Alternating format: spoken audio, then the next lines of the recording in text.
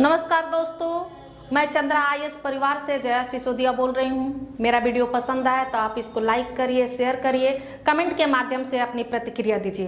दोस्तों, मैं जो है कि सभी महत्वपूर्ण परीक्षाओं के लिए मैं आपको एक इम्पॉर्टेंट टॉपिक पढ़ाऊंगी और वह टॉपिक है सामाजिक धार्मिक सुधार आंदोलन, जो सभी महत्वपूर्ण परीक्षाओं में यहाँ से प्रश्न पूछे जाते हैं। तो दोस्तों, सबसे पहले ये जानना है कि सामाजिक धार्मिक सुधार आंदोलन ये चला क्यों। सामाजिक धार्मिक सुधार आंदोलन चला क्यों, इसके क्या कारण हैं। तो यहाँ पर हम देखेंगे दोस्तों को सामाजिक धार्मिक सुधार आंदोलन चलने के पीछे जो कारण है वह है पश्चिमी सभ्यता का प्रभाव। पश्चिमी सभ्यता का प्रभाव दोस्तों भारत में पड़ता जा रहा था, जिसके कारण जो है कि सामाजिक धार्मिक आंदोलन चलाने की हमें जरूरत पड़ी। उसके बाद भारत में मध्यम वर्गों का उदय हो गया।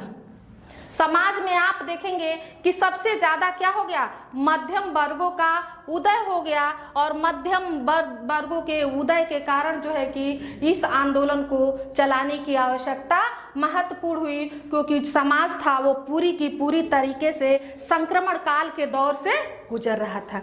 यही नहीं दोस्तों, ये आधुनिक 19वीं शताब्दी की बात है, जब समाज संक्रमण काल से दौर से गुजर रहा था। उस समय हमें सामाजिक धार्मिक सुधार आंदोलन चलाने की जरूरत पड़ी। इससे पहले यदि हम प्राचीन भारत पर दृष्टिकोण करें तो यह हमें मिलता है कि आप देखेंगे कि अथर्ववेद के अंतिम चरण में, अथर्ववेद के अंतिम चरण में कर्मकांड की समाज में प्रधानता हो चुकी थी और समाज जो है कि दिशा भ्रमित हो चुका था। उस समय भी जैन धर्म और बौद्ध धर्म के साहित्यों ने क्या किया, समाज को एक दिशा देने का काम किया। उस परिप्रेक्ष्य में भी आप देखेंगे कि अगर मध्यकालीन समाज की बात करें दोस्तों, तो मध्यकालीन समाज में भी आप देखेंगे कि इस्लाम धर्म का भारत में आगमन हो चुका था। उस समय जब इस्लाम धर्म का भारत में आगमन हो चुका था, उस समय आप देखेंगे कि समाज भी पूरी तरीके से क्या हो गई थी, दिशा विहीन हो गई थी, दिशा विहीन हो चुकी थी। उसी समय मध्यकाल में अकबर के समकालीन थे तुलसीदास, उन्होंने जो है कि रामचरित्र की मानस की रचना की। और रामचरित्र की मानस आज देखेंगे भारत के हर घर में विद्यमान है। उसमें आदर्श मर्यादा पुरुषोत्तम राम के रूप में और एक आदर्श नारी सीता के रूप में जो है कि समाज में स्थापित किया गया, ताकि समाज को दिशा प्रदान किया जा सके। वही नहीं दोस्तों, उनसे पहले आप देखेंगे सूरदास, एकनाथ, तुकाराम आदि वगैरह जो है कि संतों ने क्या किया, अपने साहित्य के माध्यम से समाज को दिशा देने की काम की। अब रही आधुनिक भारत की बात, तो ये जो है कि दोस्तों 19वीं शताब्दी में भारत में सामाजिक धार्मिक सुधार आंदोलन प्रारंभ हुआ। अब आप देखेंगे सामाजिक धार्मिक सुधार आंदोलन के मध्य में आप देखेंगे मध्यम वर्ग का उदय हो चुका था। भारतीयों को आत्म चेतना का विकास हो गया। दोस्तों, आप देखेंगे कि पहले भारतीयों में आत्म चेतना का विकास नहीं हो पा रहा था, लेकिन जब 1857 की क्रांति हुई, उसमें जो है कि भारतीयों को आत्म चेतना का विकास हो चुका था, जिसके कारण जो है कि अब हमें क्या है, समाज में सुधार करने की आवश्यकता महसूस हुई। इसके बाद देखिए भारत में दोस्तों ईसाई मिशनरियों का आगमन हो चुका है। ईसाई मिशनरियों का आगमन हो चुका है। ईसाई मिशनरियों के आगमन का प्रभाव जो है कि भारत में पड़ने लगा।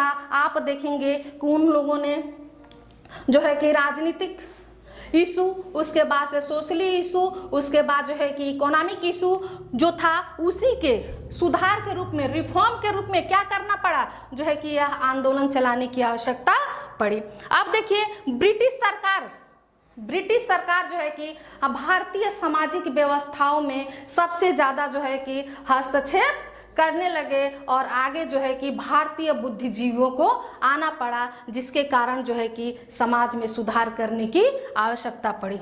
और ब्रिटिश सरकार का पक्षपातपूर्ण व्यवहार, ब्रिटिश सरकार जो है कि आप जानते हैं कि 19वीं सेंचुरी में सबसे ज्यादा जो है कि पक्षपातपूर्ण रवैया अपनाने के कारण जो है कि यह समाज में सुधार करने की आवश्यकता पड़ी। वो हमारी सामाजिक व्यवस्थाओं में पूर्ण रूप से हस्तक्षेप करने लगे ब्रिटिशर्स को, जहाँ पे जो है कि ब्रिटिशर्स का प्रभाव उनके एडमिनिस्ट्री में जहाँ पे इफेक्टिव था, वहीं पे भारतीयों का जो है कि प्रभाव, नगण्यपूर्ण रवैया के कारण इस समाज में सुधार करने की आवश्यकता पड़ी। तो दोस्तों सबसे पहले जानते हैं कि समाज में जो सुधारक के रूप में जिन्होंने काम किया वह है पहले व्यक्ति राजा राम मोहन राय। तो दोस्तों आइए अब हम राजा राम मोहन राय के बारे में जानते हैं। और यहाँ से दोस्तों सबसे ज्यादा क्वेश्चन आप लोगों से पूछे जाते हैं, हर प्रतियोगी परीक्षाओं में यहाँ से क्वेश्चन पूछे जाते हैं। तो इस क्रम में हम देखते हैं राजा राम मोहन राय।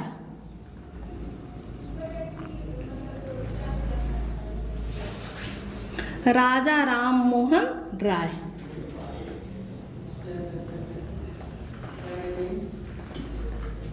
मोहन राय।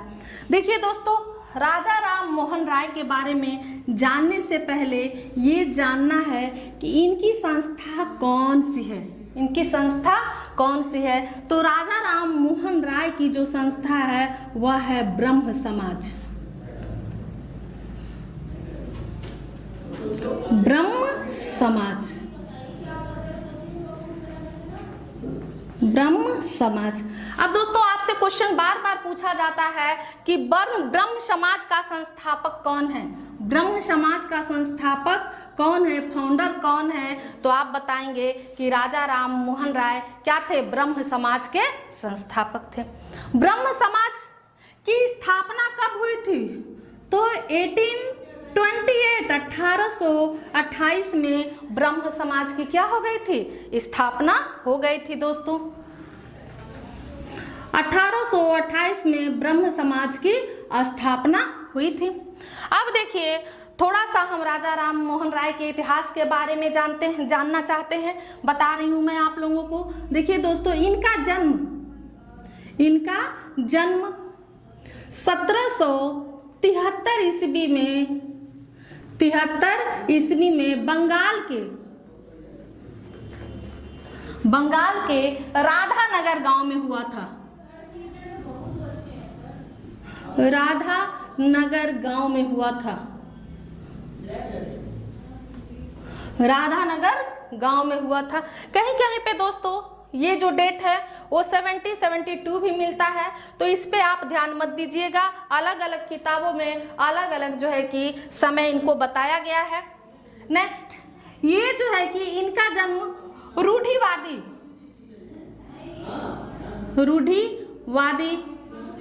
ब्राह्मण परिवार में हुआ था।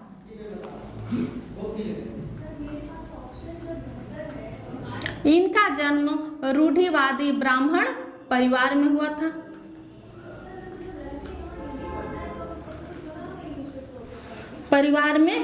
हुआ था। दोस्तों रूढ़िवादी ब्राह्मण परिवार में होने के बावजूद भी इन्होंने अनेक भाषाओं को सीखा। किताबों में ऐसा वर्णन मिलता है कि राजा राम मोहन राय को टोटल जो है कि 17 भाषाओं के ये ज्ञाता थे, जैसे इंग्लिश,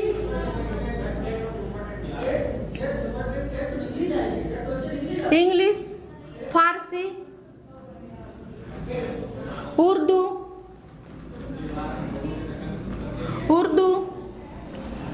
लैटिन, हिब्रू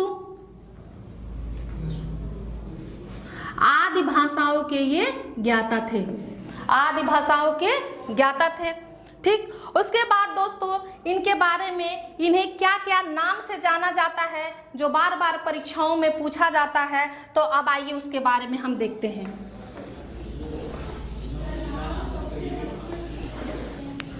राजा राम मोहन राय को भारतीय पुनः जागरण का जनक कहा गया है।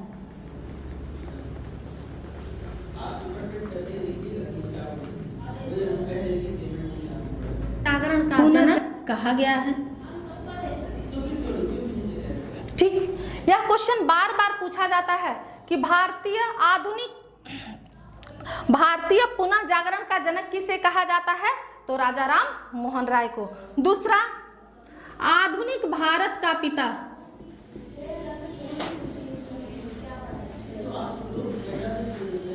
आधुनिक भारत का पिता किसे कहा जाता है दोस्तों? ये भी जो है कि परीक्षाओं में पूछा जाता है कि आधुनिक भारत का पिता किसे कहा जाता है? तो राजा राम मोहन राय को। नेक्स्ट, अतीत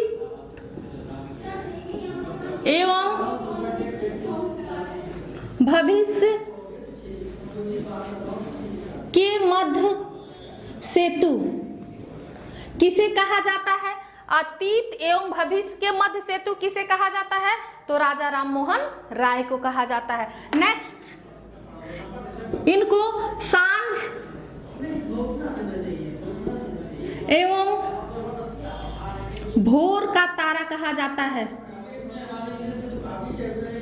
भोर का तारा कहा जाता है। तो आपसे यह भी प्रश्न पूछा जाता है कि सांझ एवं भोर का तारा किसे कहा जाता है? तो राजा राम मोहन राय को कहा जाता है। उसके बाद दोस्तों, आधुनिक भारत का पैगंबर भी कहा जाता है।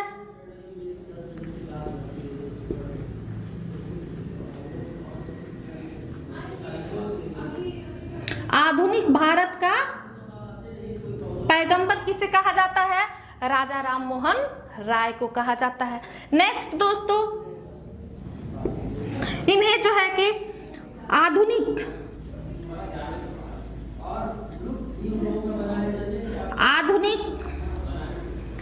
पत्र एवं प्रेस का जनक भी कहा जाता है। अगर आपसे पूछा जाए कि आधुनिक भारतीय, सॉरी यहां पर होगा आधुनिक भारतीय पत्र एवं प्रेस का जनक किसे कहा जाता है? वो भी जो है कि राजा राम मोहन राय को कहा जाता है। नेक्स्ट, इनको युग दूत की भी संज्ञा दी जाती है। युग दूत की भी संज्ञा दी जाती है। संज्ञा दी जाती है। तो अगर आपसे पूछा जाए कि युग दूत इनको किसने कहा था, तो दोस्तों आप बताएंगे सुभाष चंद्र बोस ने जो है कि इनको, राजा राम मोहन राय को युग दूत कहा था। तो दोस्तों एक बार और आप जो है कि रिवीजन कर लीजिए। ये सारे जो है कि उपाधियां पूछी जाती है। भारतीय पुनः जागरण का जनक किसे कहा जाता है? राजा राम मोहन राय को कहा जाता है। आधुनिक भारत का पिता किसे कहा जाता है? राजा राम मोहन राय को कहा जाता है। अतीत एवं भविष्य के मध्य सेतु किसे कहा जाता है? सेतु मतलब पुल होता है दोस्तों। अतीत एवं भविष्य के मध्य सेतु किसे कहा जाता है? राजा राम मोहन राय को कहा जाता है। सांझ एवं भोर का तारा किसे कहा जाता है? राजा राम मोहन राय को कहा जाता है। आधुनिक भारत का पैगंबर किसे कहा जाता है? राजा राम मोहन राय को कहा जाता है। आधुनिक भारतीय पत्र एवं प्रेस के जनक किसे कहा जाता है? राजा राम मोहन राय को कहा जाता है। युग दूत की संज्ञा इनको किसने दी? तो सुभाष चंद्र बोस ने दी।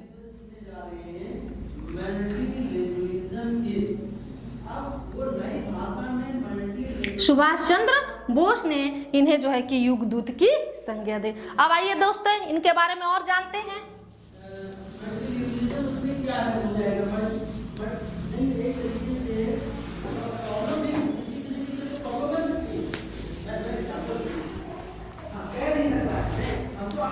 राजा राम मोहन राय ने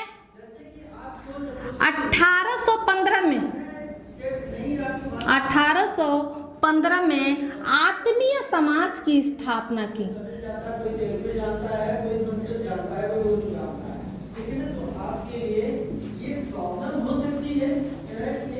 आत्मीय समाज की स्थापना की। यही आत्मीय समाज दोस्तों आगे चलकर 1828 में ब्रह्म समाज के नाम से जाना गया। 1828 में ब्रह्म समाज के नाम से जाना गया। उसके बाद दोस्तों इन्होंने 1825 में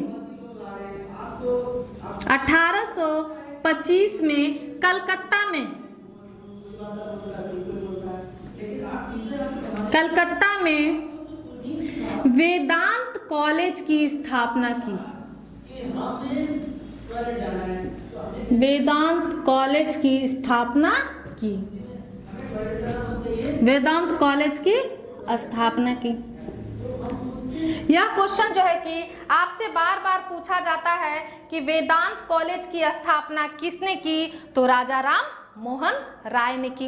अब देखिए इसके बाद इन्होंने कलकत्ता में हिंदू कॉलेज की भी स्थापना की। हिंदू कॉलेज की स्थापना की और हिंदू कॉलेज की स्थापना इन्होंने जो है कि डेविड हेयर के सहयोग से की। डेविड हेयर के सहयोग से की। दोस्तों यह प्रश्न बार बार पूछा जाता है कि इन्होंने कलकत्ता में जो है कि किसके सहयोग से, इन्होंने कलकत्ता में किसके सहयोग से जो है कि हिंदू कॉलेज की स्थापना की। तो आप वहां पे जानेंगे कि ये कलकत्ता में डेविड हेयर के सहयोग से इन्होंने हिंदू कॉलेज की स्थापना की। सबसे महत्वपूर्ण रोल दोस्तों जो बार बार परीक्षाओं में पूछे जाते हैं वह है कि इन्होंने क्या किया। 1829 में 1829 में विलियम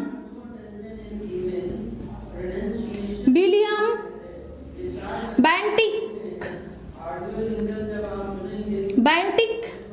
के सहयोग से सती प्रथा का अंत किया। सती प्रथा का अंत किया किस अधिनियम के तहत। तो ये दोस्तों 17 अधिनियम के तहत या 17 नियम के तहत इन्होंने जो है कि सती प्रथा का क्या कर दिया, अंत कर दिया।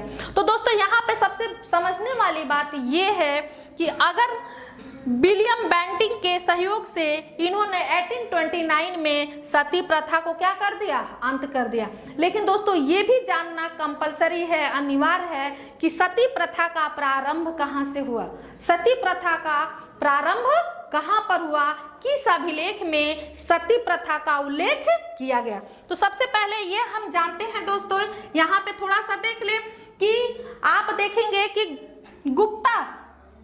गुप्त साम्राज्य में एक अभिलेख मिलता है और उस अभिलेख का नाम है एरण अभिलेख।